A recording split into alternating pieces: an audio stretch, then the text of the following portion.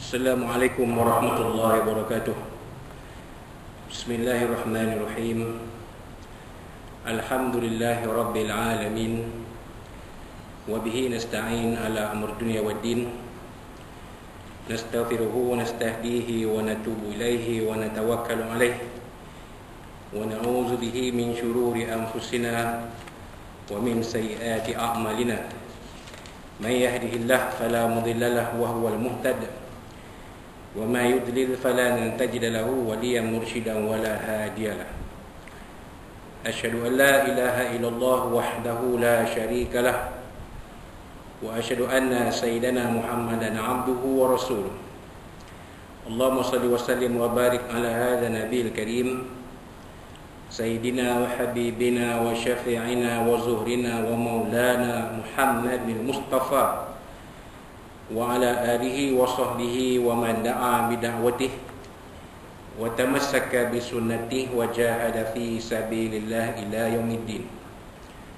رب اشرح لي صدري ويسر لي أمري واحلل عقدة من لساني يفقهوا قولي. سبحانك لا علم لنا إلا ما علمتنا إنك أنت العليم الحكيم ولا حول ولا قوة إلا بالله العلي العظيم. اللهم افتح علينا حكمتك وانشر علينا من خزائن رحمتك يا أرحم الراحمين. اللهم أرنا الحق حقا وارزقنا اتباعه وأرنا الباطل باطلا وارزقنا اجتنابه. قال الله سبحانه وتعالى في كتابه العزيز أعوذ بالله من الشيطان الرجيم Inna nahnu nazzalna dzikra wa inna lahu lahafizun. Shadaqallahul azim. Wa qala nabiyuna sayyidina Muhammad sallallahu alaihi wasallam man qara harfan min kitabillah falahu hasanah wal hasanatu bi'ashri amsalha. La aqulu alif lam mim harfun walakin alifun harfun wa lamun harfun wa mimun harfun. Atau kama qala sadaqa Rasulullah sallallahu alaihi wasallam. Tuan-tuan, puan-puan, muslimin muslimat sekalian rahimakumullah. Assalamualaikum warahmatullahi wabarakatuh. Amma ba'd. Alhamdulillah, alhamdulillah. Tuan-tuan yang berdoa sekalian, ya, kita panjatkan setinggi puji dan syukur kepada Allah Subhanahu wa taala pada tengah hari Jumaat ini 28 Rabiul Akhir 1443 Hijriah bersamaan 3 Disember 2021 masih kita panjatkan setinggi puji dan syukur kepada Allah SWT, ya, yang mana, ya, kita berada bersama-sama di dalam surah Al-Falah ayat perak ini untuk bersama-sama mengimarahkan solat Jumaat yang akan diadakan apabila masuknya waktu zuhur nanti, ya, yang seperti mana yang disyariatkan oleh Allah Subhanahu wa taala di dalam Al-Quran, ya. Allah Subhanahu wa taala berfirman, a'udzubillahi minasyaitonir rajim, ya ayyuhalladzina amanu idza nudiya lis-salati min yaumil jumu'ati fas'au ila dzikrillah wa dharul bai' dzalikum khairul lakum in kuntum ta'lamun. Sadaqallahu azim. Ya, mafhumnya, wahai orang-orang beriman, apabila diseru sekalian kamu untuk mengerjakan solat pada hari Jumaat, yakni sembahyang Jumaat, maka bersegeralah kamu mengingati Allah SWT, yakni bersegeralah kamu mengunjungi masjid-masjid dan surau yang mendirikan solat Jumaat. Wa dharul bai', dan tinggalkanlah urusan jual beli dan juga urusan atau apa-apa urusan keduniaan yang lain. Kalau ada di antara tuan-tuan yang masih berada di pejabat, masih berada di tempat tuan-tuan bertugas yang membolehkan tuan-tuan menunaikan solat fardu Jumaat, maka marilah kita bersama-sama bersegera untuk pergi ataupun untuk turun ke surau Al-Falah IPK Perak ini untuk sama-sama kita mendirikan solat Jumaat. Kerana itu adalah perintah Allah Subhanahu wa taala kepada kita. Allah Taala menyeru, memerintahkan kita bersegera untuk mengingati Allah SWT, bersegera untuk mengerjakan solat Jumaat dan meninggalkan segala urusan-urusan dunia yang lain. Kata tuan-tuan, kalau ada di antara kita sedang menikmati juadah makan tengah hari pada tika dan saat ini, ya, maka bersegeralah menyudahkan makanan tengah hari itu dan bersegeralah datang ke surau Al-Falah IPK Perak ini, untuk sama-sama kita mendirikan solat Jumaat. Kalau belum lagi, ya, tuan-tuan, tangguhkan dulu makan tengah hari itu, makanlah selepas solat Jumaat, insya-Allah ada rezeki, ya. Jangan mengeluh. Kalau tangguh nanti ustaz, habis main Jumaat saya pergi kedai, tak ada apa yang tinggal lauk, tinggal kuah je, ya. Rezeki kita mungkin rezeki kita itu saja, ataupun kita boleh mencari, ya, juadah makanan yang lain, ya. Yang pentingnya, ya, kita bersegeralah, ya, turun ke masjid dan surau yang mendirikan Jumaat untuk bersama-sama menunaikan solat fardu Jumaat. Kerana ini adalah apa yang terkandung, apa yang termaktub di dalam Al-Quranul Karim, yang mana Al-Quranul Karim itu adalah wahyu Allah Subhanahu wa taala yang diturunkan kepada Nabi Muhammad sallallahu alaihi wasallam, ya, secara mutawatir. Maksudnya secara mutawatir ni maknanya dengan riwayat yang kuat, yang mustahil adanya pendustaan kepadanya. Yang mana al-muta'abbad bi tilawatihi, yang mana membacanya dikira sebagai ibadah. Ya, seperti mana hadis yang dibaca pada awal tadi, siapa yang membaca satu huruf daripada Al-Quran akan Allah Ta'ala berikan dia 10 pahala. Maknanya tuan-tuan, kalau tuan-tuan baca Al-Quran, baca Bismillahirrahmanirrahim, tuan-tuan akan dapat 190 pahala. Itu Bismillahirrahmanirrahim dalam Fatihah, belum lagi baca yang lain, ya. Yang mana diturunkan kepada Nabi kita Sayyidina Muhammad SAW dengan perantaraan Jibril alaihissalam, ya. Maknanya Jibril alaihissalam yang ditugaskan oleh Allah Subhanahu wa taala untuk menyampaikan wahyu Al-Quran kepada Nabi kita Sayyidina Muhammad sallallahu alaihi wasallam. Itu dia.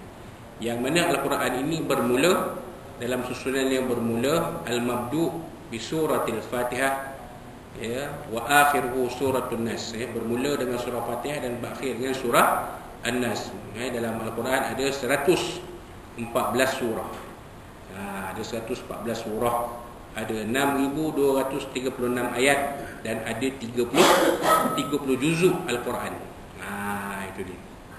Jadi Al-Quranul Karim ini ialah kitabullah, adalah wahyu Allah SWT yang wajib kita sebagai umat Islam memeliharanya. Kan? Jangan dibiarkan Al-Quran itu terbiar, tidak dibaca, tidak dibelek, tidak diamati isi kandungannya, apatah lagi untuk diamalkan pengajaran yang ada di dalam. Jangan Al-Quran itu disifatkan sebagai kain buruk. Kita kena pelihara Al-Quran ni.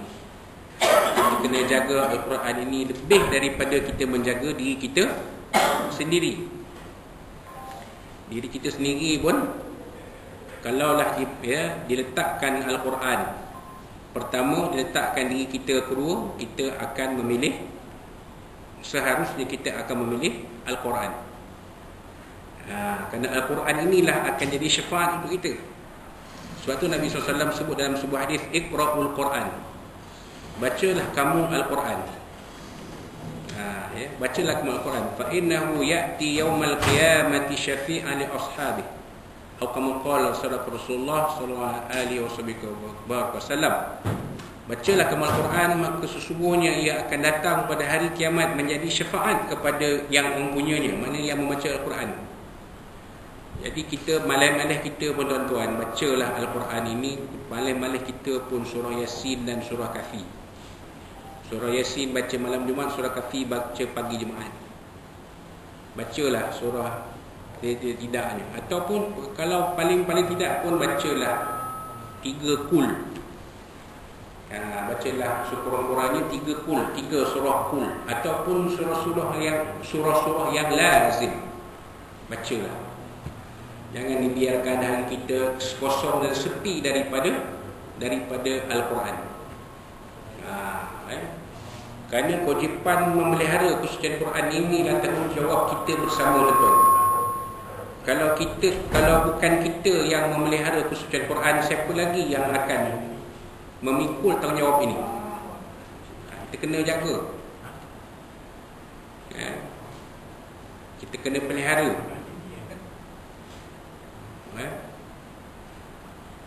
Kalau kata tuan-tuan baca Quran tak tahu makna, sekarang banyak kitab-kitab terjemahan Al-Quran. Boleh tengok terjemahan Al-Quran.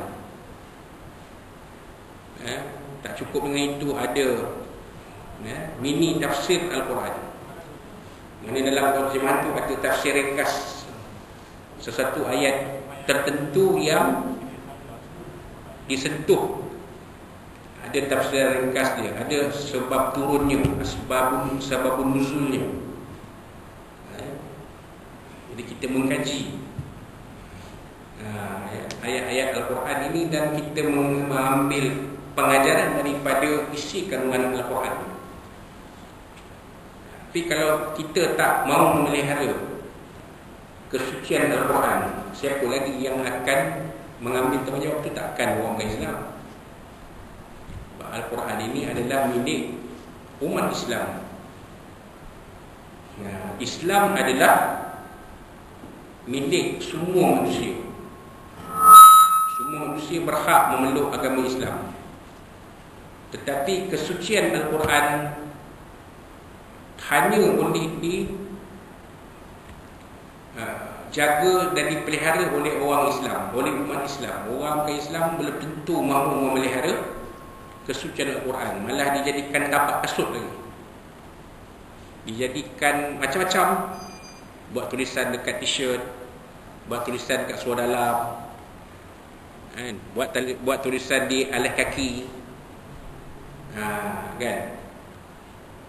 Tapi bila orang Islam sendiri ada tekad untuk memelihara kesucian Al-Quran, maka benda-benda ini tak akan jadi. Kita akan cepat bertindak apabila adanya sesuatu perkara yang mencemar kesucian Al-Quran. Kita akan berhati, kita akan mempertahankan Al-Quran ini, macam saya kata tadi, lebih daripada diri kita sendiri. Jadi kita kena sama-sama mengambil peranan, memainkan peranan untuk memelihara kesucian Al-Quran. Kalau adalah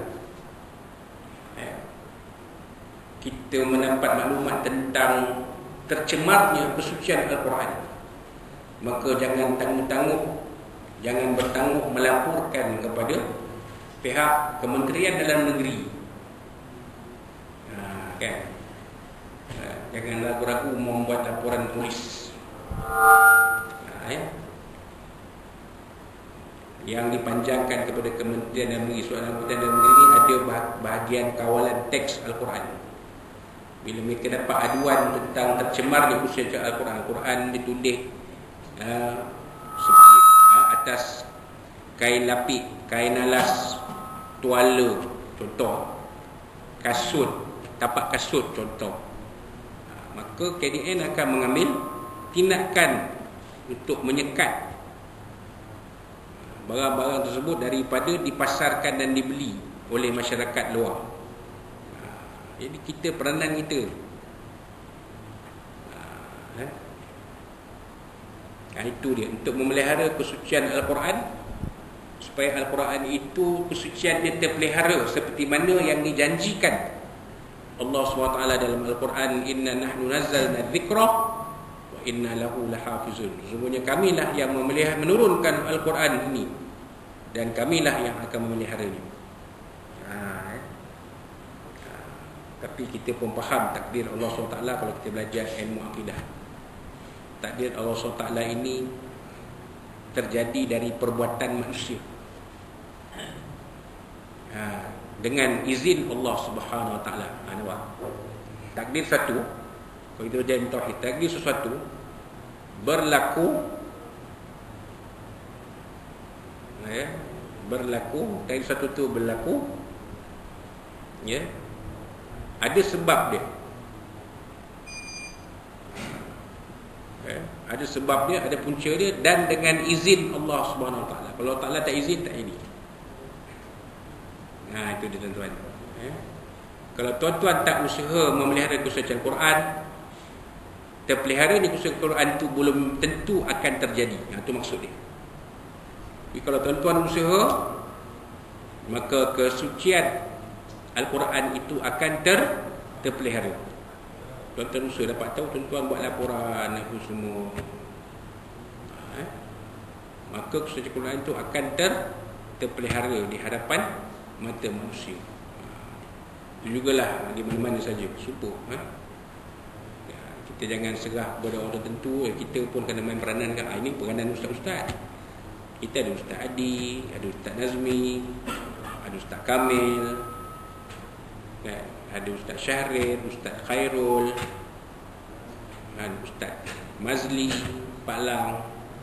Dia orang lah. Kita tak ada peranan kita. Kita bukan pegawai cawangan agama.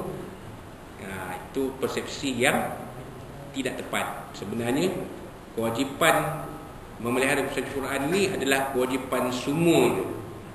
Tak kira sama dia ustaz ataupun tidak, bersama-samalah kita memelihara kesucian Al-Quran. Itu dia.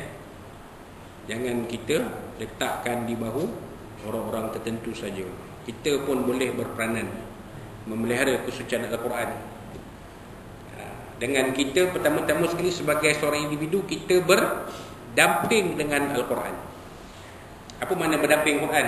Ambil Quran telur letak kat dada, macam tu ke berdamping dengan Quran?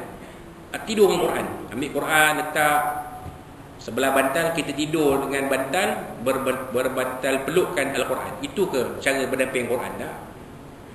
Kita berdamping Quran ni maksudnya kita ada hubungan rapat dengan Al-Quran, yakni kita menjadikan Al-Quran ni seumpama sahabat kita. Macam mana kalau kita melayan sahabat?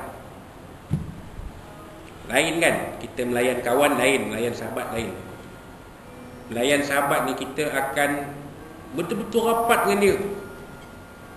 Kita akan rasa kita sebahagian dari dia, dan dia pun rasa dia sebahagian dari kita. Jadi macam Quran ni, kalau kita layan Al-Quran ni, kita berdamping Quran ni, kita rasa Quran ni sangat rapat dengan kita. Kita tak baca Quran sehari, tak tentu arah ni. Kan? Kita tak baca Quran sehari, kita rasa Allah, macam ada satu benda yang kurang lah pada hari ni, pada hari tu. Macam tu lah. Bila kita berdamping dengan Al-Quran. Dan bila kita berdamping dengan Al-Quran, Al-Quran itu akan jadi sahabat kita yang setia, yang qarib. Kan? Kerana Al-Quran itu macam-macam kisah dan cerita yang boleh kita jadikan sebagai pengajaran. Dan Al-Quran ni kita tak jemu baca. Walaupun kita dah bertahun-tahun, tiap-tiap tahun khatam Quran, tiap tahun masuk tadarus Quran bulan puasa, bulan Ramadan, khatam. Kalau ikutkan nak kira jemu, daripada dulu dah jemu lah. Tak payah baca Quran, buat apa benda sama je. Alif Lam Mim, kan? Sampai juzuk 15 surah Isra, surah Kahfi, sampai surah Yasin, sampai juzuk Amma. Sama je pattern ni, lebih kurang tu. Patut dirasakan, patut ada rasa jemu macam tu kan. Tapi kelebihan Al-Quran ialah dia tidak akan jemu dibaca berkali-kali, asal dengan syarat kita berdamping dengan Al-Quran. Jadi kita kena sama-sama tuan-tuan, kita merapatkan hubungan kita dengan Allah SWT. Jangan ditinggalkan membaca Al-Quran walaupun sedikit. Mudah-mudahan Al-Quran itu akan jadi syafaat, jadi pembantu kita nanti di pada mahsyar pada hari kiamat. Jadi itulah sedikit kupasan dan tazkirah yang sempat dikongsikan untuk tuan-tuan yang bermakna sekalian. InsyaAllah kita bertemu pada tazkirah di masa akan datang, ya, yang baik dari Allah SWT dan yang kurang itu daripada kita semua. Ya, saya yang dhaif, yang banyak kekurangan, ya, ini saja yang mampu kita kongsikan sebagai akhirnya, ya. Qul qawli hadza fa'azimni wa lakum, dan kita akhiri dengan tasbih atau salatu asma.